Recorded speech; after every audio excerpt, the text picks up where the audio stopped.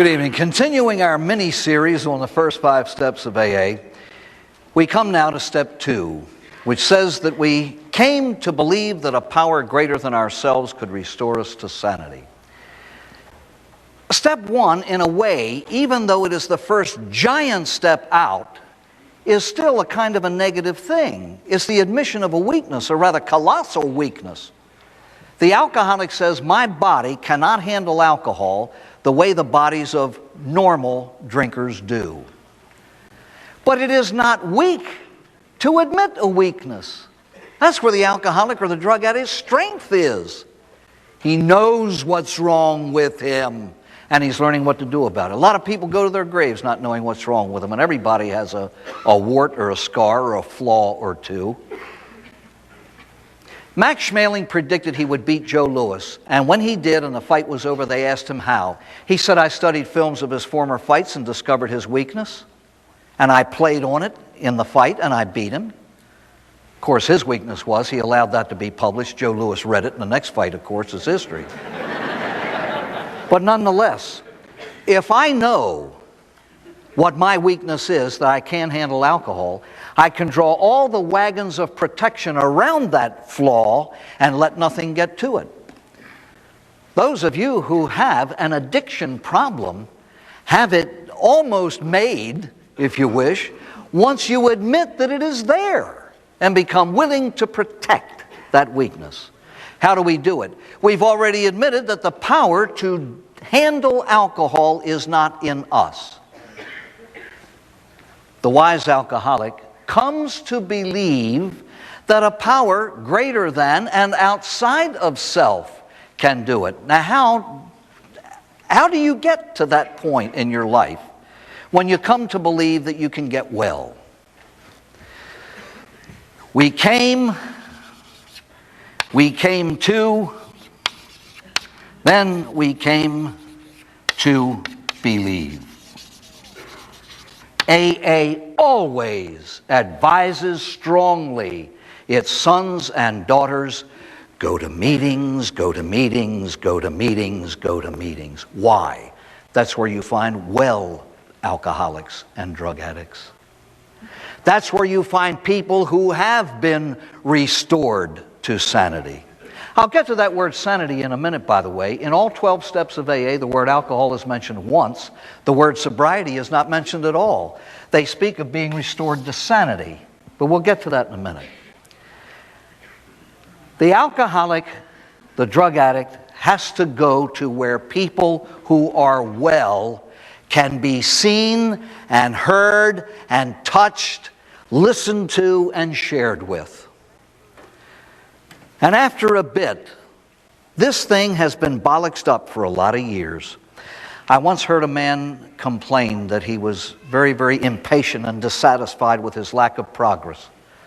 And the director of the center where he was said to him, how many years did it take you to get into the condition that brought you here?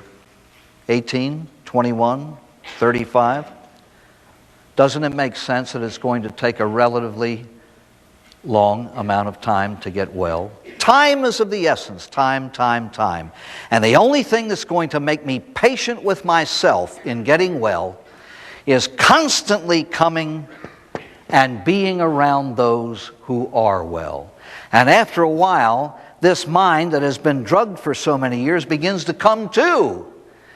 And with the willingness to accept what it hears, it becomes conscious of the fact that some of the rules that they are laying down work.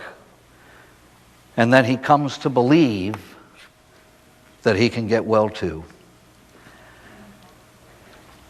A power greater than self. I would just like to make a little comment about that.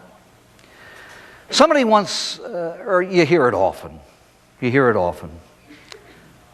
Well, if you don't have a God or if you don't believe in God, try that doorknob, try that coffee cup, try that radiator. I somehow can't go along with that. We are looking at a damaged human being, God's masterpiece. And in effect, those who say, for a higher power, choose a coffee cup, choose as a power greater than you are an inanimate object which by nature is beneath you. Let me tell you what I believe about this illness. It's the most dire, destructive, awful, complex, terminal thing on earth. It reduces a human being to a point where he has to jump to touch bottom. Please don't ask him to reach down instead of reaching up. You know what a power greater than self could be? The pure example of another single, sober alcoholic. If you don't believe in a God, why not try the power of the group? A group of people is stronger than an individual. A string, you can snap a string with your fingers. Take 1,000 strings and weave them into a cable that's strong enough to pull a carrier. And so it is. The strength of the alcoholic is being with those who are sober before him. A drug addict with those who have gotten clean before him. I personally believe that God acts through people.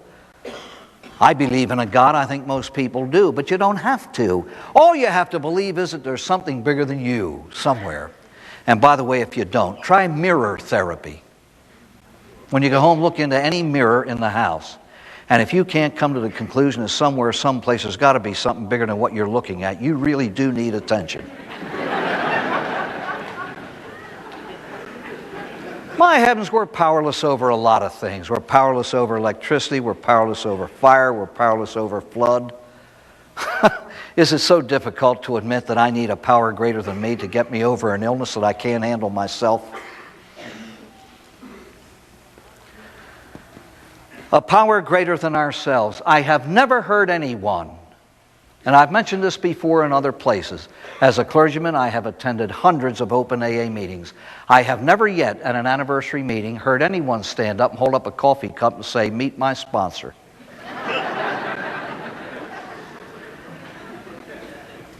But I've heard this. I heard one AA member say to a fellow who was so afraid of God, he didn't believe in God. He said, "Well, I'll tell you what.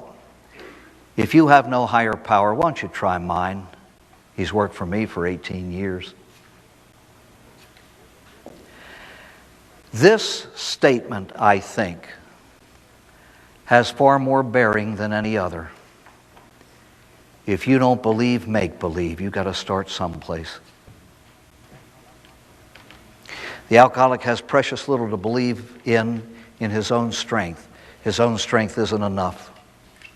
He has tried hundreds and hundreds and hundreds of times and always has lost the battle.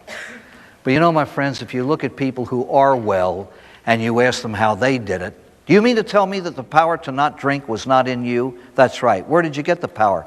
Well, if it ain't in, it's out. I reached outside of me. Oh. An alcoholic relies on the strength of other alcoholics. Isn't that where your questions were answered? When you asked other alcoholics how they did it? Haven't you spent time in coffee shops after meetings just sharing back and forth? Isn't that the way Bill and Dr. Bob started it all? There was no AA then. They were AA. It was one drunk clinging to another one for strength. I don't have the strength in me to stay sober myself, but by sharing my life with you, somehow or other I am strong, and you can gain from my strength. But then again, I gain from yours. I think the very first lesson learned in AA is a sweet dependence on each other. Are not alcoholics and drug addicts islands of misery? I've said so many times before, the person who said that the alcoholic is alone in a crowd didn't even come close.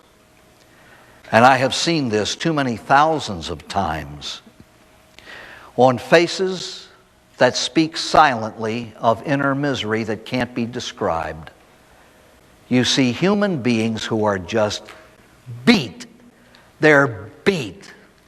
They're discouraged, they're despairing, they're hurting, and they are in tears. And all they need is to associate with a few others who used to be as they are now, and you begin to see them come out of the fog. Now, what's all this stuff about sanity? You know, ladies and gentlemen, I was privileged to have met Bill Wilson once. It was in 1960. And there may be some of you here who perhaps have met him, but you shake his hand and you stare. And you try to make your mind and your heart grasp the fact that this is the man who did it. He spoke that day. It was a clergy conference. And I heard him say this: the insanity of the alcoholic is not the nutty things he does when he's drunk. Your sainted grandmother would do crazy, insane things when she's drugged too. Non-alcoholics do wacky things when you play with their brains. He explained what he meant by the insanity of the alcoholic, and obviously of any addict. When you are physically sober and you deliberately pick up the first drink of the next series, that is an act of absolute irrational behavior. Sober to pick up a chemical that is killing you. It just doesn't make sense. What does AA do? It steps in and stops the compulsion to pick it up. Because you see, the alcoholic and the drug addict is not free not to pick it up, really. And so he functions insanely all through his life until proper therapy steps in and prevents him from picking up the next drink. The compulsion leaves, and he now lives rationally or sanely again. And I believe that in the providence of God, it was written sanity instead of sobriety, because these 12 principles can apply to any human ailment. Overeating, compulsive gambling, narcotics, anything. Any of the acts of these people is irrational because it is self-destructive. And when one relies on a strength greater than self, because the strength is not in self, he or she can be restored to sane, rational, normal, human, mature, adult behavior. And that is what happens here. Is somebody in a fog, really believing himself or herself to be utterly helpless and hopeless, to walk into a room and see people who had also said exactly the same thing, only now they're not hopeless anymore, they're well. And if he comes often enough, and he begins to clear up and become rational enough, he can come to believe that these wonderful, wonderful things in the sober life can happen to him or happen to her. It's a wonderful thing. And these principles prove, beyond any shadow of a doubt, people need people. Just in the normal realm of living, supposing I were self-sufficient and I had all the answers to my problems, and you were self-sufficient and you had all the answers to yours. What a horrible world to live in. You see, I wouldn't need you. But you know what's worse? You wouldn't need me. And I'd be useless. See, we do need each other. That's the way God built us. And for those of you who are fortunate enough to be alcoholics and drug addicts, you learn that principle early in your recovery because your recovery depends on it. You learn a sweet dependence on each other. No man is an island is one of the greatest truths ever expressed. And from the pit of hell, people who have been looked down upon and scorned and criticized and degraded and debased learn these lessons, and then one day you'll be able to teach it to the rest of the world. Once you get well, you will be one of the well ones that the next sick person looks at, and you will enable him or her to come to believe that he can get as well as you. You know the beautiful thing about this disease? You don't need brains to get well, you simply need desire. And if you have desire, you will humble yourself to do the things that need to be done to get well. And one of the things that needs to be done is to come to believe that it can be done. Thank you.